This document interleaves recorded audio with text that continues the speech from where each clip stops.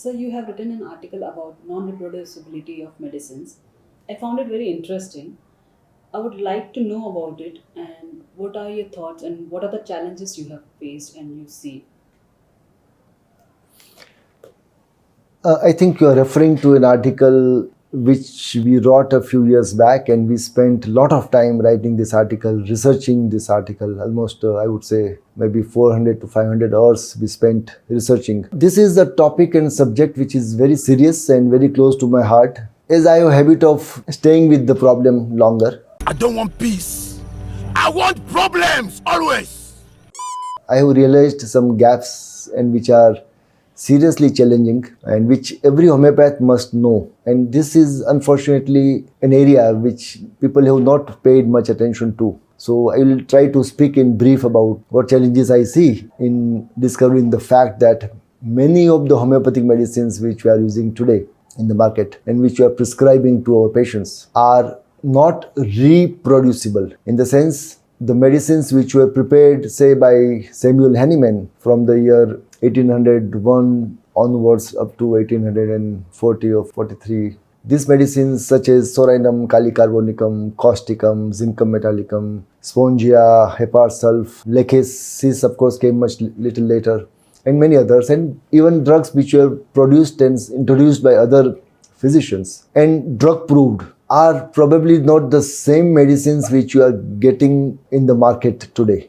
So there are certain gaps between the source material used that time, the drug proving conducted that time, and the drugs which are available today. And there is a possibility, there is a disparity and disconnect between what we are getting and what we are prescribing. And this is serious. I would like to take some examples. Let us talk about a medicine, Psorinum. Psorinum, in my understanding, was probably the first nosode ever introduced in homeopathy, and that was done by Hahnemann himself somewhere in the year 1826-27. Exact year is not mentioned. And he developed this nosode from the pus discharge from a patient having scabies. Now, this is the time before the bacteriology really emerged. So, microscopically, there was no evaluation of the scabies organisms in that pus discharge. It was presumed that the pus discharge might have certain organisms responsible for developing the scabies. And obviously the pus discharge will have probably the organisms, as well as it will have thousands of other proteins and debris of human tissue. And from that discharge, a nosode was prepared. Now, there are two possibilities that the Psorinum which you are using for your patients today, either it is made by the pharmacy in India, say, or in the UK or in any other part of the world in last 5-10 years, or it may have been procured from the back potencies of Psorinum which Hahnemann made in 1826. In both these cases, there are challenges. If it is the second part, that is, if it is the back potency of the old potency, then we do not have a track record of how these back potencies were managed over last almost 200 years today, 198 years as on today. And in 198 years time, obviously it is very difficult to maintain the samples of back potencies which could go from one country to another country and so on. So there is a less scientificity and a less reliability of these back potencies. This part also has not been paid attention to in homeopathy, unfortunately. If presume that this medicine was made again in the recent years by the pharmacy, then what was the source of this discharge?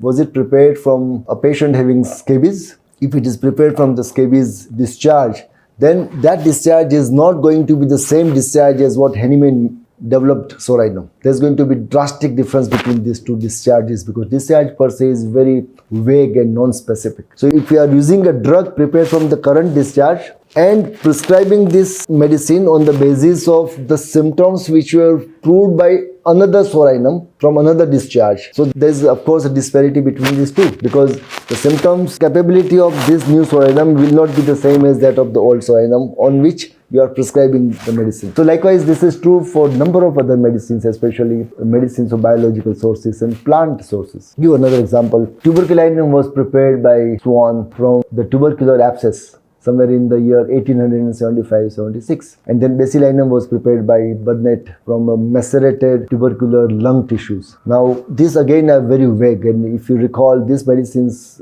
tuberculinum was prepared around 5 or 6 years before Robert Koch found Mycobacterium tuberculosis under the microscope. So, the presumed case of tubercular abscess may have Mycobacterium tuberculosis inside of it, and it will of course have thousands and millions of other proteins, not specific, undefined tissues, dead cells, debris, other co-infections, staphylococci, streptococci, or many more. And this all mixture was used to develop tuberculinum. And again, the same question, are we using the same tuberculinum which was prepared 150 years back, or we are using from the back potencies, or we are using a new tuberculinum?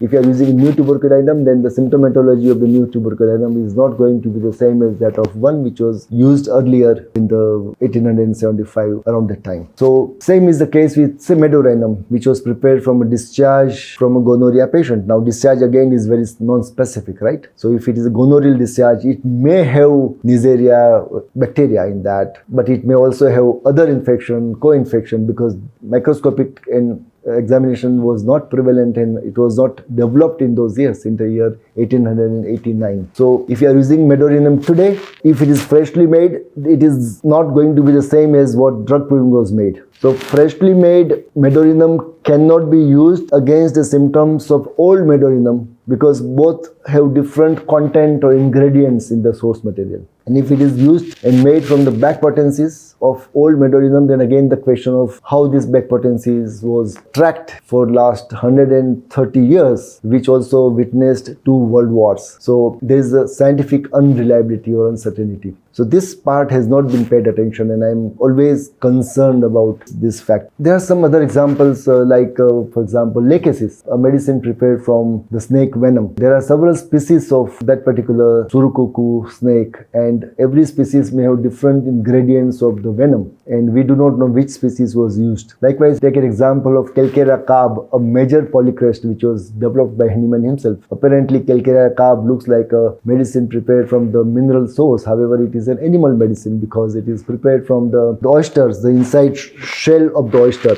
which contains the animal biological material, and it also contains various forms of other minerals such as zinc, copper, selenium, calcium, and more. Now there are estimated around 50 plus species of such oysters in the world, and we do not know which species was used by Hahnemann, and every species may have different content variation. So if we make a fresh Calcarea carb today, then it is not going to be the same as what was made by Hahnemann, obviously, and it cannot be prescribed possibly on the symptoms produced by the old Calcarea carb made by Hahnemann. So this disparity is existing between practically most of the homeopathic medicines prepared then and if they are prepared now, except for some of the chemicals and minerals which remain standard, like say sulfur or arsenic, alb or lead or stenum. These are the medicines prepared from minerals, and they may not face this difficulty. One more example I would like to give is that of leg caninum, a medicine prepared from the milk of a canine dog.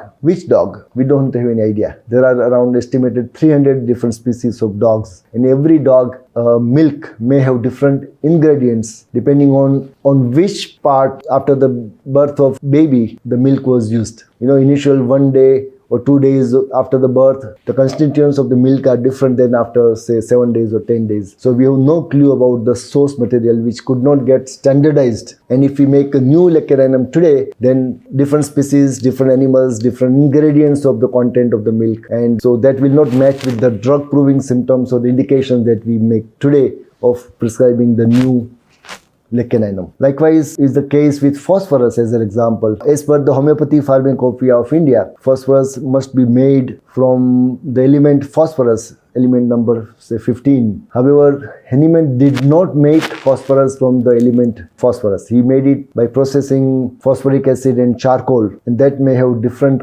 content we are not sure, and that has not been standardized. So the phosphorus drug proving what we have is prepared from something little different, some variation, I don't know how much variation, some variation than what phosphorus if we make it from the element phosphorus. This is also true for many plant-based medicines. To give an example of Thuja Occidentalis. Now Hahnemann made Thuja from one of the species of Thuja, and as of now there are estimated 300 plus species of Thuja Occidentalis. And Thujone is the alkaloid used present in Thuja Occidentalis, and this alkaloid content may vary from species to species. Okay, so if there are 300 species and the medicine was prepared from say species number 1 with different content of Thujone or any other alkaloid, and if you are making Thuja Occidentalis from another species which is the species number 250 as an example, there's going to be big difference between the ingredients of 250 species and species number 1. So if the ingredients are different, the symptomatology will be different, the indications will be different, the capability of producing changes will be different. But we are prescribing the new Thuja Occidentalis based on the old Thuja drug proving. So I hope you understand the gap which is so visible and so drastic. So this is true with many other examples. If I have to give a couple of more examples, Carcinosin, DM Fobister made Carcinosin around the year 1950, given a couple of years here and there, and nobody knows which cancer tissues he prepared Carcinosin from. In my research and communication with some British pharmacies in the recent years, I found that Fobister probably made Carcinosin from mixed cancer tissues of 28 different cancers, but of which there is no documentation or information or standardization available. And that medicine was used clinically largely, and he did not conduct a major proving, but he had some small proving. And today Carcinosin is still prepared from the old back potencies of the same nosode. If you make it afresh, then it is likely to be different than what the Carcinosin was made from. So as a serious student of homeopathy, I consider this as my responsibility to draw attention of the profession and the students and the practitioners to this fundamental gap, and that has to be considered seriously. Then what is the solution? How could this gap be filled? In my view, we need standardization of homeopathic medicines from the scratch. That is one important part which has not been done, because we have been dependent on using homeopathic medicines which were prepared 200 years ago or 150 years ago, and in that time there was no standardization done so well.